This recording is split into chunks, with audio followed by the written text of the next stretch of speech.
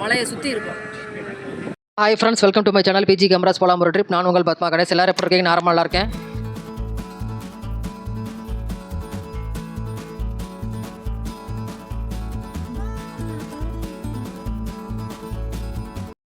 இன்னைக்கு நாம் இந்த வீடியோவில் என்ன பார்க்க போகிறோம்னு பார்த்தீங்கன்னா, நினைத்தாலே முக்தி தரும் தலமான திருவண்ணாமலை ஸ்ரீ அருணாச்சலேஸ்வரர் கோவில் விழாக்கு தாங்க பார்க்க போகிறோம்.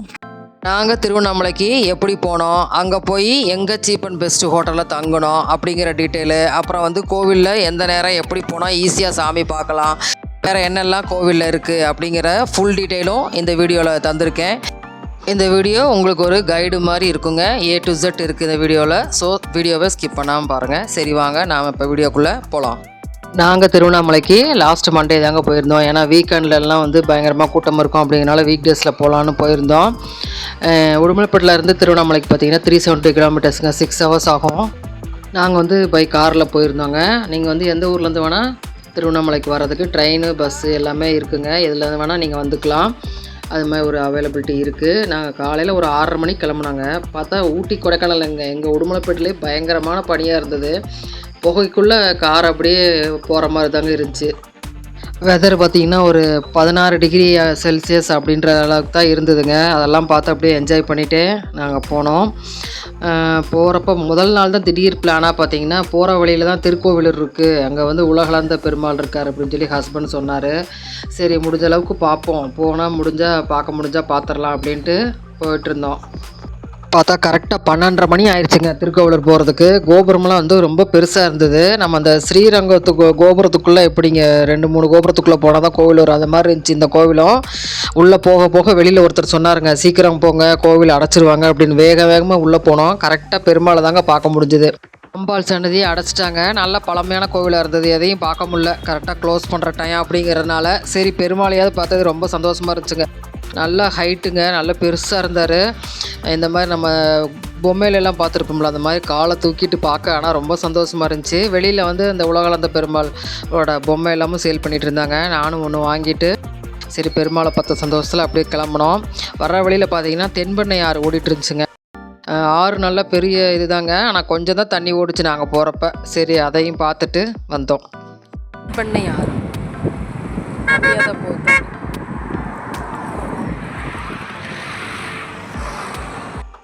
திருவண்ணாமலைக்கு நான் ஒரு 25 வருஷத்துக்கு முன்னாடி ஒரு 2 தடவை போயிருக்கேங்க. அப்போ வந்து சின்ன வயசு, ஞாபகம் இல்லை பெருசாக. இன்னொன்று இந்த கோவிலோட அருமை பெருமைலாம் அப்போ தெரியாது.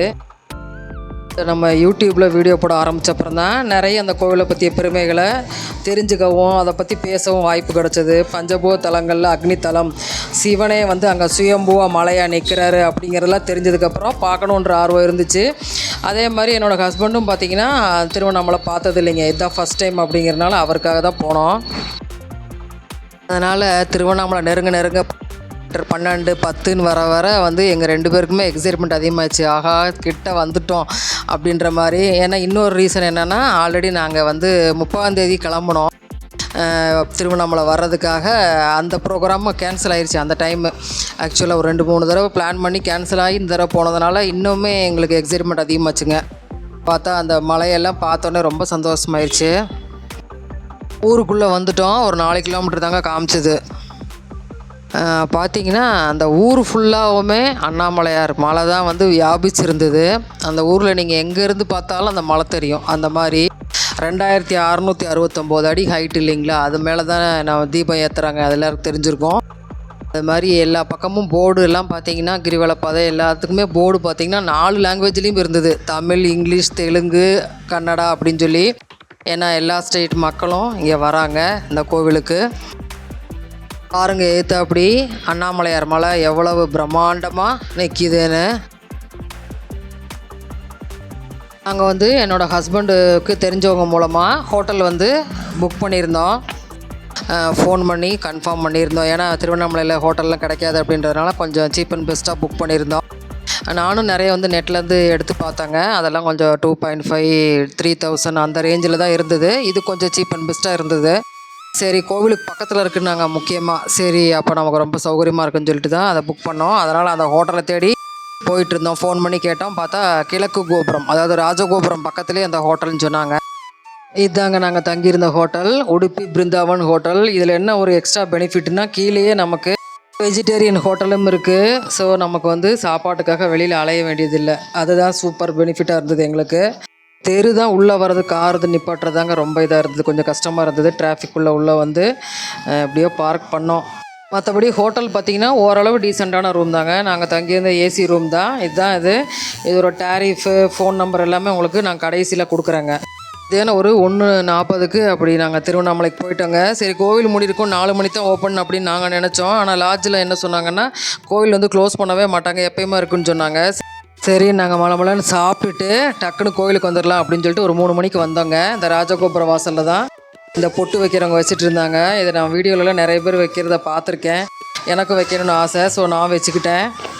அப்புறம் அந்த கோவில் வாசல்லையே பார்த்தீங்கன்னா நெய் விளக்கும் சேல் பண்ணிகிட்டு இருந்தாங்க. தேங்காய் ஒன்று சுற்றி உடைக்கிற மாதிரி. இந்த நெய் விளக்கு பார்த்தீங்கன்னா 365 நாளும் ஏற்ற முடியாதவங்க இந்த ஒரு விளக்கு ஏற்றினா போதும். ஏன்னா அந்த 365 திரி அதில் இருக்குமாமா அப்படின்னு சொல்லி சொன்னாங்க. இது ஒரு 50 ரூபா. இதே மாதிரி கொஞ்சம் பெருசு வந்து 100 ரூபாய்க்கு வருதுங்க. எல்லோரும் வாங்கி ஏற்றிட்டு இருந்தாங்க. சரி, நானும் வாங்கி ஏற்றினேன். அப்புறம் அப்படியே மெல்ல உள்ளே போனோம் ராஜகோபுரம் வழியாக. மூஞ்சில் எவ்வளோ ஒரு சந்தோஷம் பாருங்கள். அண்ணாமலையார் கோவிலுக்கு வந்துட்டோம், அது இந்த பொட்டு வச்சுட்டோம் அப்படின்னு செம்ம சந்தோஷம் எனக்கு. அதை நானே வீடியோ எடுத்து நானே பார்த்து ரசிச்சுட்டே போனேன். ராஜகோபுரத்துக்கிட்ட வந்தவங்க அது வழியாக போகலான்னு. என்ன ஹைட்டு பார்த்தீங்களா? தமிழ்நாட்டிலேயே 2வது பெரிய கோபுரம் இந்த அண்ணாமலையார் கோபுரம். நாங்கள் உள்ளே போனோம். அங்கே போனால் ஃபஸ்ட்டு நம்ம பார்க்குற சந்நிதி இதாங்க, முருகப்பெருமான் அருணகிரிநாதருக்கு காட்சியளித்த சந்நிதி. இதுக்கு வலது பக்கம் இருக்கிறது 50 ரூபா க்யூங்க, இடது பக்கம் இருக்கிறது ஃப்ரீ க்யூ. ஃப்ரீ க்யூ வந்து கொஞ்சம் நிற்காமல் போகும், 50 ரூபா க்யூ வந்து நின்று தான் அனுப்புவாங்க அப்படின்ற மாதிரி சொன்னாங்க. சரி, நம்ம அதிலே போவோம்னு சொல்லிவிட்டு நாங்கள் அப்படியே போனோம். அந்த க்யூவில் போகிறப்போ நீங்கள் பார்த்தீங்கன்னா கோவில் கோபுரங்களையும் அந்த மலையையும் நம்ம பார்க்கலாம், தெப்ப குளத்தையும் பார்க்கலாம். எல்லாமே சூப்பராக இருக்குங்க பார்க்குறதுக்கு அந்த வியூ. கோயிலில் தரிசனத்துக்கு அண்ணாமலையாரை பார்க்குறதுக்கு போயிட்டு அந்த க்யூ பார்த்திங்கன்னா கொஞ்சம் நிற்காம தான் போகிற மாதிரி இருந்துச்சு. கடகடன்னு போயிட்டே இருந்தோம், மூவ் ஆகிட்டே இருந்தோங்க. ரொம்ப கூட்டம் இருக்கிற நாட்களில் பக்கத்தில் இருக்கிற அந்த 2-3 க்யூ எல்லாமே ஃபில் ஆயிரும்னு நினைக்கிறேன். நாங்கள் இப்போ வந்து ஒரு லைனில் தான் போயிட்டுருந்தாங்க. அண்ணாமலையார் கோவிலில் வந்து பார்த்திங்கன்னா ஃபோன் வந்து அலோவ் பண்ணுறாங்க. ஏன்னா இப்போ ஏகப்பட்ட கூட்டம் வர்றதுனால அவங்களால கண்ட்ரோல் பண்ண முடியாது, வாங்கி வச்சுன்னு நினைக்கிறேன். ஏன்னா எல்லா பெரிய கோவில்கள்லேயும் ஃபோன் அலோவ் பண்ணுறதில்ல, இந்த கோவிலில் பண்ணுறாங்க. ஆனால் அதை நம்ம மிஸ்யூஸ் பண்ணக்கூடாது, வெளியிலலாம் வேணால் எடுத்துக்கலாம். சில பேர் வந்து வீடியோ கால் பண்ணி உள்ளே காமிச்சிட்டு இருந்தாங்க. அப்புறம் நாங்கள்லாம் சத்தம் போட்டு அதெல்லாம் வைக்க சொன்னாங்க. அந்த மாதிரி நம்ம எதையுமே மிஸ்யூஸ் பண்ணாமல் இருக்கிறது நல்லது. இது மாதிரி சாமி விக்கிரகங்களை எடுக்காமல் இருக்கிறது நல்லதுங்க. இந்த லைன் வந்து பார்த்திங்கன்னா கொஞ்சம் ஃப்ரீயாக மூவ் ஆகிட்டே இருந்ததுங்க, வேகமாக அதுக்குள்ளே போகிற மாதிரி இருந்தது. அதனால் கொஞ்சம் சீக்கிரமே பிரகாரத்துக்குள்ளே வந்த மாதிரி இருந்துச்சுங்க. வெளியில் நாங்கள் கடைக்காரங்கிட்ட கேட்டப்போ ஞாயிற்றுக்கிழமை அன்றைக்கி நல்ல கூட்டமாக இருந்துச்சுங்க, இன்றைக்கி கூட்டம் இல்லை அப்படின்னாங்க. கூட்டம் இல்லைன்னு சொன்னதே ஓரளவு கூட்டமாக தாங்க இருந்தது. நாங்கள் அந்த மத்தியானம் ஒரு 3:15 இந்த வீடியோ எடுக்கிறது. அப்பயே வந்து சாமி பார்த்துட்டு வெளியில் ஆட்கள் வந்துகிட்டே தான் இருந்தாங்க. அப்போ கூட்டம்னா எப்படி இருக்குன்னு பார்த்துக்கோங்க. சாமி பிரகாரத்துக்குள்ளே போகிறோம். வெளியில் அந்த கார்த்திகைக்கு அலங்காரம் பண்ண அந்த பூவெல்லாம் கூட இன்னும் அப்படியே கொஞ்சம் வாடாமல் இருந்ததுங்க. நல்லபடியாக சாமி பார்த்துட்டு வெளியில் வந்த ஒரு 3/4 மணி நேரத்தில் சாமி பார்த்துட்டோங்க. பெரிய மலைப்பாதாங்க இருந்துச்சு. உண்மையிலேயே எப்படி இவ்வளோ சீக்கிரம் சாமி பார்த்தோன்றது எங்களுக்கு பெரிய ஆச்சரியமாக தான் இருந்தது. வெளியே வந்தோடனே உற்சவர் பெரிய நாயகர் அவரையும் பார்த்துட்டு அப்படியே அடுத்து உண்ணாமுலை அம்மன் சன்னதிக்கு வந்தோங்க. இப்போ மணி பார்த்திங்கன்னா 4:15, அதாவது கிட்டத்தட்ட ஒரு 3/4 மணி நேரத்தில் அண்ணாமலை அப்பனை பார்த்துட்டு வெளியில் வந்தாச்சு நாங்கள்.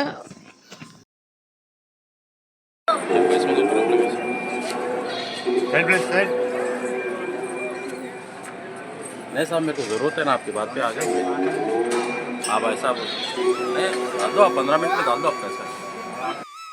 அண்ணாமலையாரை பார்க்குறதுக்கு கொஞ்சம் உட்பிரகாரத்தில் கொஞ்சம் நின்னாங்க, ஒரு 1/2 hour வெயிட் பண்ணோம். ஏன்னா அந்த 50 ரூபா க்யூ ஃப்ரீ தரிசனம் ரெண்டும் வந்து ஒன்றாயிரம் இல்லைங்களா, அதனால் அங்கே கொஞ்சம் 1/2 hour நின்று தான் போனோம். அதே மாதிரி இப்போ உண்ணாமலை அம்மன் இதுக்கிட்ட வர்றப்பையும் வந்து பார்த்திங்கன்னா கொஞ்சம் நின்று போகிற மாதிரி இருக்கும். அங்கே போகிற வழியில் நெய் தீபம் ஏற்றுறதுக்கு இடம் இருந்ததுங்க. அது எல்லாமும் எல்லாம் ஏற்றுனாங்க. நான் கூட ஏற்றினேன் வாங்கி. அது தேவஸ்தானத்துலேயே வச்சுருந்தாங்க. அது தட்டில் 30 ரூபாங்க.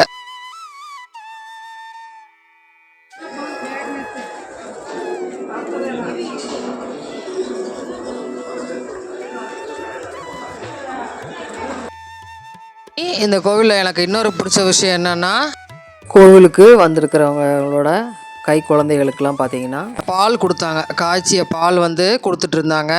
அது வந்து ஆந்திரா கோவில்கள் எல்லாம் இருக்குது. அது மாதிரி இங்கேயும் இப்போ ஃபாலோ பண்ணுறாங்க. கிட்டத்தட்ட எல்லாமே ஆந்திராவில் இருக்கிற கோவில் மாதிரி ஆயிடுச்சுங்க திருவண்ணாமலையும். ஒரு நல்ல விஷயந்தான், அதையும் வரவேற்போம். அடுத்து உண்ணாமலை அம்மனை பார்க்க தான் போயிட்டுருக்கோம். அங்கேயும் பார்த்தீங்கன்னா பயங்கர கூட்டம் தாங்க. எவ்வளோ கூட்டம்னு பாருங்களேன். இங்கே எல்லாம் வெயிட் பண்ணி சாமி பார்த்துட்டு வர்றதுக்கு ஒரு 1/2 hour ஆயிடுச்சுங்க. உண்மையிலேயே ரொம்ப சந்தோஷமாக இருந்துச்சுங்க. உண்ணாமலை அம்மனெல்லாம் பார்த்தது உண்மையிலேயே ரொம்ப மனசுக்கு திருப்தியாகவும் நிறைவாகவும் இருந்துச்சு. ஹஸ்பண்டுக்கு ஒரு லக்குங்க. ஃபஸ்ட் டைம் திருப்பதி போகிறப்பையும் சீக்கிரம் சாமி பார்த்தாரு. அது மாதிரி திருவண்ணாமலையும் அதே மாதிரி நடந்துச்சு. அவரோட லக்கில் கொஞ்சம் எனக்கும் கிடச்சிதுன்னு வச்சுக்கலாம். கோபுர தரிசனம் கோடி புண்ணியம். இந்த பிரகாரத்தை விட்டு வெளியில் வந்தோம்னா பார்த்தீங்கன்னா இந்த வெளி பிரகாரம். இங்கே வந்து பார்த்தீங்கன்னா பிரசாத கவுண்டர்ஸ் இருக்குங்க. புளி சாதம், சக்கரை பொங்கல், லட்டு. இப்போ திருவண்ணாமலையிலையும் லட்டு கொடுக்க ஆரம்பிச்சிட்டாங்க. ஸோ லட்டு அதெல்லாம் வந்து சேல் பண்ணுற இடம். எல்லாம் வாங்கி மக்கள் அங்கேயே உட்காந்து சாப்பிட்டுட்டு இருந்தாங்க. எவ்வளோ கூட்டம் பாருங்கள். இந்த இடத்துல நிறைய பேர் வந்து ஃபோட்டோ எடுத்துகிட்டு இருந்தாங்க. நான்லாம் என்னங்க ஃபோட்டோ வீடியோ எடுக்கிறேன், எனக்கெல்லாம் ஒன்றுமே தெரியலன்னு சொல்லணும். ஆந்திராக்காரங்க கர்நாடகாக்காரங்க தாங்க அதிகமாக இருந்தாங்க. ஆங்கிள் பார்த்து ஃபோட்டோ எடுத்தாங்க, விதவிதமாக எடுத்தாங்க. எனக்கு அந்த அளவுக்கு தெரியலன்னு சொல்லி கொஞ்சம் ஃபீல் பண்ணாங்க. அப்படியே வெளியில் வந்தோம். இந்த இடத்துல உங்களுக்கு ஒரு டவுட் வந்திருக்கணும், எல்லா பிரகாரத்தையும் காமிக்கிறேன், நிறைய பிரகாரத்தை காமிக்கலையேன்னு. ஆமாங்க, அந்த பெரிய நந்திலாம் உங்களுக்கு நான் காமிக்கலை. ஏன்னா நிறைய கூட்டம் இருக்கிறதுனால அந்த நந்திக்கிட்டெல்லாம் போக முடியல. ஆனால் நான் போனேன். எப்படின்னு சொல்கிறேன் வாங்க. நமச்சிவாய, ஓம் நமச்சிவாய, ஓம் நமச்சிவாய. ஜஸ்ட்டு மிஸ்ஸுன்னு தாங்க சொல்லணும். 3 மணிக்கு உள்ளே வந்தோம். 5 மணிக்கு மேலே வந்தால் பயங்கரமான கூட்டம். ஃப்ரீ தர்ஷனும் சரி, 50 ரூபா டிக்கெட்டும் சரி, எக்கச்சக்க கூட்டங்க. இப்போ நாங்கள் சாமி பார்த்துட்டு போகிறவங்களே எவ்வளோ பேர் போகிறோன்னு பாருங்கள். ஆனால் அதுக்கப்புறம் தான் பயங்கரமான கூட்டம். எங்கள் டிரைவர் அண்ணா வந்து போயிட்டு ஒரு 6 மணிக்கு வந்துட்டு 9 மணிக்கு தான் சாமி பார்த்துட்டு வெளியில் வந்தார். நாங்கள் கோயிலுக்குள்ள இருக்கிற சிவகங்கை தீர்த்த குளம், முருகப்பெருமான் அருணகிரிநாதருக்கு காட்சி கொடுத்த இடம் இருக்க இடையில அதுக்கு பக்கத்தில் தான் இருக்கும். அது அந்த வியூவெல்லாம் சொன்னேன் இல்லைங்களா, கோபுரத்துக்கிட்ட. அது கோவிலை விட்டு வெளியில் வந்தோம். நாங்கள் வெளியில் பார்த்திங்கன்னா அந்த பூஜை சாமான் கடைகள், மாலை கடைகள் எல்லாமே வந்து ராஜகோபுரத்துக்கு முன்னாடியே வந்து இருக்குங்க. இதெல்லாமும் பார்த்துட்டு அழகழகாக இருந்தது. மாலைகள்லாம் பார்க்க நல்லா இருந்தது. வெளியில் வந்துட்டு திரும்ப ஒரு 1/2 மணி நேரம் கழித்து நான் திரும்பவும் உள்ளே போனேங்க. இன்னும் சன்னதிகள்லாம் பார்க்கலையே அப்படின்னு சொல்லிட்டு அப்புறம் சுற்றி எல்லா கோவில் கோபுரமும் போயிருக்கேன். எல்லாமே வீடியோவில் உங்களுக்கு காமிக்கிறேன். அந்த மாதிரி கோவில் பக்கத்துலேயே வந்து பார்த்திங்கன்னா பொருட்கள் பாதுகாப்பாக வைக்கிறதுக்கு இந்த பழனியில் இருக்கிற மாதிரியே இடங்கள் இருக்குது. அது மாதிரி தங்குற ஹோட்டல்கள், சாப்பிட்ற ஹோட்டல்கள் எல்லாமே வந்து கோவில் கோபுரத்துக்கிட்டேயே இருக்குங்க. எல்லாமே உங்களுக்கு காமிக்கிறேன். நீங்கள் பார்த்துட்ருக்கிறது எல்லாமே பார்த்திங்கன்னா ராஜகோபுரத்துக்கு பக்கத்தில் இருக்கிற ஹோட்டல்கள், கிளாக் ரூம், அதெல்லாம் தான் இப்போ நீங்கள் பார்த்துட்ருக்கிறது எல்லாமே. இதுதான் பாருங்கள், பெரிய தேர் உள்ளே வச்சுருக்காங்க ராஜகோபுரம். அது பக்கத்தில் ஒரு குட்டி தேர் வந்து வெளியில் நின்றுட்டுருக்குங்க. இதுதான் பாருங்கள் ராஜகோபுரம். நைட்லேயும் பாருங்கள் எவ்வளோ பிஸியாக இருக்குது இந்த ஏரியான்னு பாருங்கள். ஆப்போசிட் ரோடுங்க இது, கடத்தரு அதெல்லாமே. எனக்கு விட்டு வர்றதுக்கு மனசே இல்லைங்க. அதனால் திரும்ப போய் சரி எப்படி அங்கே தான் ரூம் ஸ்டே பண்ணுறோம், அதனால் கோவில்லே கொஞ்ச நேரம் உட்காந்துருக்கலான்ட்டு போனேன். எனக்கு அவ்வளோ ஒரு ஹாப்பியாக இருந்தது. ராஜகோபுரத்துக்கு ஆப்போசிட்லேயே பார்த்திங்கன்னா சுத்திகரிக்கப்பட்ட குடிநீர் ஸ்டேஷன், அதுக்கு உண்டானது தமிழ்நாடு கவர்மெண்ட் வச்சுருந்தாங்க. நான் என்ன ஃபீல் பண்ணேன்னா, கோவிலை சுற்றி கொஞ்சம் சுத்தம் பத்தலையோ அப்படின்ற மாதிரி இருந்துச்சு. இது அந்த ராஜகோபுரத்துக்கு போகிற வழிங்க. இந்த இடத்துல தான் நான் காமிச்சேன் அந்த லாட்ஜுகள், ஹோட்டல்கள், கிளாக் ரூம் எல்லாமே இருக்குது. எவ்வளோ ஜேன்னு இருக்குது பாருங்கள் நைட்லேயும்.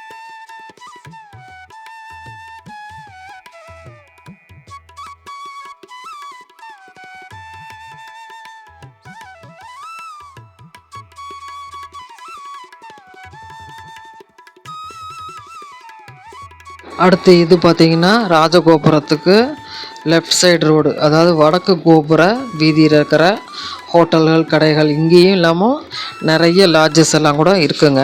ஏகப்பட்ட லாட்ஜஸ் இருக்குது.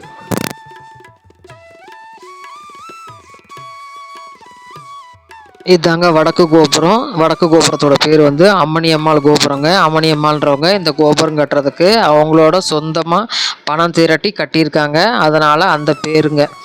நிறைய கூட்டம் வரப்போ பார்த்தீங்கன்னா திருப்பதி மாதிரியே இங்கேயும் இந்த மாதிரிலாம் பாக்ஸாக டிவிலாம் வச்சுருக்காங்க. ரூம்ஸ் நிறைய கட்டி விட்ருக்காங்க. கூட்டம் வரப்போ இதை யூஸ் பண்ணுவாங்கன்னு நினைக்கிறேங்க. பார்த்தீங்களா, 50 ரூபா டிக்கெட்டுக்கு இந்த மாதிரி பாக்ஸு. இந்த வடக்கு கோபுரத்துக்கிட்ட இருக்கிற 50 ரூபா டிக்கெட் என்ட்ரன்ஸ் இதுங்க. அதுக்கு பக்கத்தில் இருக்கிற ஆர்ஓ வாட்ரு, அப்புறம் தேவஸ்தான கிளாக் ரூம் இதெல்லாம் கூட இருக்குங்க. இதெல்லாம் கொஞ்சம் கம்மி கூட்டம் அப்படிங்கிறதுனால இதெல்லாம் ஓப்பன் பண்ணலையா இல்லை நைட் ஆனதுனால க்ளோஸ் ஆகிருக்கான்னு தெரியல. அடுத்த கோபுரத்தை வாங்க போய் பார்க்கலாம். அடுத்து என்ன கோபுரம் பார்க்க போகிறோன்னா மேற்கு கோபுரங்க. பக்கத்துலேயே வந்து கார் பார்க்கிங்கும் இருக்குது. நிறைய கார் நிப்பாட்டியிருந்தாங்க. இது கொஞ்சம் ரோடாக இருக்கிறதுனால நிறைய வண்டிகள் வந்து போயிட்டு வந்துட்டு இருந்தது. உள்ளுக்குள்ளே தான் கோவில் சுற்ற முடியல. வெளியில் வந்து இப்படி நான் கோவிலே ஒரு வலம் வந்தது ரொம்ப ஹாப்பிங்க. உண்மையிலேயே ரொம்ப ரொம்ப ஹாப்பி நான். மேற்கு கோபுரத்துக்கு என்ன பேர் வச்சுருக்காங்கன்னு பார்த்தீங்கன்னா பே கோபுரம் அப்படின்னு வச்சுருக்காங்க. இதுதாங்க அந்த மேற்கு கோபுரம். அதையும் நம்ம பார்த்துட்டு வந்தோம். இந்த இடத்துல பார்த்தா நித்யானந்தா ஆசிரமம் கூட இருந்ததுங்க. அவர் சிலையும் வச்சுருந்தாங்க. திருவண்ணாமலையில் ஒரு 2-3 இடத்துல அவரோட ஆசிரமம் இதை பார்த்தேங்க. கோயிலை சுற்றிலும் பார்த்திங்கன்னா நிறைய இடத்துல இந்த மாதிரி ஆசிரமங்கள், சாப்பாடு போடுறதுக்கு, டூரிஸ்ட்டுகள் தங்குற வசதி ஃப்ரீயாக அப்படிலாம் கூட நிறைய இடங்கள் இருந்ததுங்க. ரொம்ப நல்ல விஷயமா இருந்தது. எல்லாம் நிறைய வசதிகள் இருக்குது. நான் சொன்னேன் பார்த்தீங்களா, இதுதான் கோவிலுக்கு பக்கத்தில் எவ்வளோ குப்பை இருக்குது பார்த்தீங்களா. இத்தனைக்கும் இது வந்து தெற்கு கோபுர வீதி. அதாவது தெற்கு கோபுர வீதி தான் திருமஞ்சன வீதி அப்படின்னு சொல்கிறாங்க. அந்த இடத்துலையே எவ்வளோ குப்பை பார்த்தீங்களா, அந்த வீதி தாங்க. அங்கே நிறைய கடைகள் எல்லாமே வந்து இருக்குது. கிளாக் ரூமு அந்த மாதிரி நிறைய இருக்குங்க. கோவிலை சுற்றியே சூப்பராக இருந்துச்சு. அதுக்கெல்லாம் தனியாக டைம் ஒதுக்கணும். நமக்கு அந்த அளவுக்கு டைம் இல்லை. ஏதோ இந்த அளவுக்கா டைம் கிடச்சிது அப்படின்ட்டு முடிஞ்சளவு வீடியோ கேப்சர் பண்ணிட்டு வந்தேன் நான். இதாங்க அந்த தெற்கு கோபுரம், திருமஞ்சன கோபுரம். கோவிலுக்குள்ள வந்து என்ன நிலவரன்னு பார்க்க வந்தேங்க. கடல் அலையா அப்படிங்கிற அளவு பயங்கரமான கூட்டம்.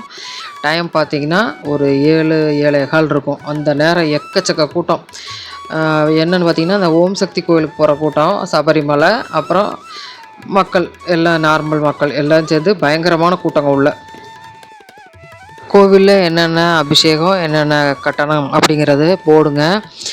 கோவிலுக்குள்ளேயே பார்த்திங்கன்னா இந்த வெளிப்பிரகாரத்தில் டாய்லெட்டுகள், அது மாதிரி லேடிஸ் ட்ரெஸ் மாற்றுற ரூமு, தாய்மார்கள் பால் ஊட்டுற ரூமு, அது மாதிரி வந்து எல்லாத்துக்குமே வந்து ரூம்ஸு ப்ரொவைட் பண்ணியிருக்காங்க. நிறைய கூட்டம் வருன்றதுனால கொஞ்சம் அதிகமான அளவிலேயே வந்து அந்த அறைகள்லாம் ஒதுக்கப்பட்டிருக்கு.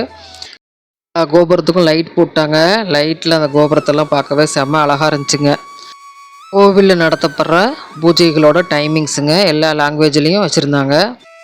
9 வகை சாம்பிராணி கடை வந்து நிறைய இருந்துச்சுங்க.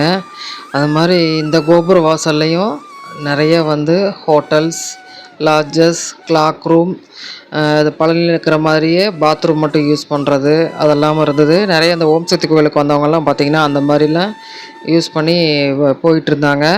அது மாதிரி எல்லா வசதியுமே திருவண்ணாமலையில் இருக்குது. நிறைய கடைகளும் இருந்துச்சுங்க. அது மாதிரி ஹேண்ட்பேக்லாம் பார்த்தீங்கன்னா 100 ரூபாய்க்கு நிறைய கடைகள் இருந்துச்சு. அது மாதிரி சபரிமலைக்கு போகிறவங்க இடுப்பில் கட்டிக்கிற மாதிரி பேக்கு அதெல்லாமே நிறைய இருந்தது. அவங்களாம் நிறைய பர்ச்சேஸ் பண்ணிகிட்டு இருந்தாங்க சீப்பாக இருக்குன்னு சொல்லி. திரும்ப வந்து நான் வந்து ஹோட்டல் ரூமுக்கே வந்துட்டேங்க. இந்த ஹோட்டல் ரூம் பார்த்தீங்கன்னா நாங்கள் தங்கியிருந்தது 1600ங்க. டிரைவர் அண்ணாக்கு ஒரு சிங்கிள் ரூம் போட்டிருந்தோம். அது வந்து 600ங்க. ஹோட்டலோட ஃபோன் நம்பரும் உங்களுக்கு கொடுக்குறேங்க, யூஸ் பண்ணிக்கோங்க. மறுநாள் காலையில் இவங்கெல்லாம் கிளம்புறதுக்குள்ளே நம்ம இன்னொரு தடவை சாமி பார்த்துலான்னு ஒரு ஆசை இல்லை, பேராசைப்பட்டேன்னு நினச்சிக்கோங்க. திருவண்ணாமலையில் 2 தடவை சாமி பார்க்குறது பேராசை தானே. சரின்னு போனேன். ஆனால் வந்து சாமி பார்க்குறது அவ்வளோ ஈஸி இல்லைன்னு தெரிஞ்சுது. அங்கே போனால் பயங்கர கூட்டம். மலையை பார்த்தாங்க அவ்வளோ சூப்பராக. பார்த்திங்கன்னா அந்த பக்கத்தில் அந்த சிவகங்கை தீர்த்தத்து வழியாக உள்ளே வந்து காலையில் நேரம் ஓப்பன் பண்ணி விட்டாங்க. அந்த உள்ள நந்தியை மற்ற பிரகாரத்தெல்லாம் பார்க்குறதுக்கு. தீர்த்தவாரி விநாயகர், சிவகங்கை தீர்த்த குளம், அதுக்கிட்ட தீர்த்தவாரி விநாயகர் இருக்காரு. அந்த இடத்துல பாதாளலிங்கம் இருக்குங்க. அங்கே தான் வந்து அருணகிரிநாதர் தியானம் பண்ணுற இடம் அதெல்லாமே இருக்குது. அதெல்லாம் வந்து நிறைய கூட்டம் இருக்குது அப்படிங்கிறதுனால இப்போ மேக்ஸிமம் வந்து அடைச்சி வச்சிடுறாங்க. காலையில் நேரத்தில் அந்த கோபுரத்தை அதெல்லாம் பார்க்குறதுக்கு எவ்வளோ சூப்பராக இருந்துச்சு. அது மாதிரி இது வந்து பார்த்திங்கன்னா வளகாப்பு மண்டபங்க. ஆடிப்புறத்தன்னைக்கு அம்மனுக்கு இங்கே தான் வலை அடுக்குவாங்களாமா, அந்த மண்டபங்க இதெல்லாம் மேக்ஸிமம் வந்து சாதாரண நாளில் பார்க்க முடியாது. இது மாதிரி கல்யாண நடராஜர் இருந்தார், கல்யாண சுந்தரேஸ்வரர், பக்கத்தில் கல்யாண மண்டப மண்டபம், பெரிய நந்தி. இதுதான் பிரதோஷ் அன்னைக்கு பயங்கரமாக இருக்கும். பூஜை எல்லாம் இந்த நந்திக்கு தான் பண்ணுவாங்க. நம்ம நிறைய வீடியோக்களில் பார்க்குறது இந்த நந்தி தாங்க. இது எல்லாமே வந்து இப்போ மேக்ஸிமம் கூட்டம் வருது அப்படிங்கிறனால அடைச்சி வச்சிடுறாங்க. இது மார்கழி மாதம் அப்படிங்கிறனால உள்ளூர் வாசிகள் நிறைய பேர் வந்து கோயிலுக்கு வந்திருந்தாங்க. அவங்க இந்த நந்தியை பார்க்குறேன்னு பர்மிஷன் கேட்டு வரப்போ நானும் உள்ளே நுழைஞ்சிட்டேன். அப்படியே இந்த நந்தி பகவானை பார்க்க முதல் நாள் கொஞ்சம் குறையாக இருந்ததுங்க. எனக்கு நந்தி பகவானை பார்க்கல, இந்த உள்ள இருக்கிற மண்டபம்லாம் பார்க்கலன்னு. அடுத்த நாள் எனக்கு நிறைவேறிடுச்சு. இதுதான் பார்த்திங்கன்னா ஆயிரங்கால் மண்டபம். இங்கே தான் வந்து நடராஜர் இருக்கார். திருவாதிரை அன்னைக்கு இங்கே தான் ஆருத்ரா தரிசனம் நடக்கும். அது கீழே தான் வந்து பார்த்திங்கன்னா 50 ரூபா டிக்கெட் வந்து கவுண்ட்ரு லைன் போயிட்டுருந்தது. நடராஜர் இருக்கார் பாருங்கள். மேலே மலை சூப்பராக தெரிஞ்சுது. எல்லாத்தையும் பார்த்து அப்படியே தரிசனம் பண்ணிவிட்டு அப்படியே கிளம்பியாச்சுங்க. அடுத்து பார்த்திங்கன்னா காரில் நாங்கள் ஊரை விட்டு கிளம்புறோம். கிரிவலம் போகலைனாலும் அந்த கிரிவல பாதையில் நம்ம கார்லேயாவது போகலான்ட்டு திடீர்னு என்னோடய ஹஸ்பண்டுக்கு தோணுச்சு. அதனால் கார்லேயே கிரிவல பாதையை ஒரு ரவுண்ட் அடித்தோம். காலையிலேயே அவ்வளோ பேர் போயிட்டு இருந்தாங்க கிரிவலத்துக்கு. இங்கே 8 லிங்கம் வரும், அப்படியே 2 பக்கம் பார்த்துட்டே வாங்க. 8 லிங்கம் அஷ்டலிங்கம் இருக்கும், மலையை சுற்றி இருக்கும்.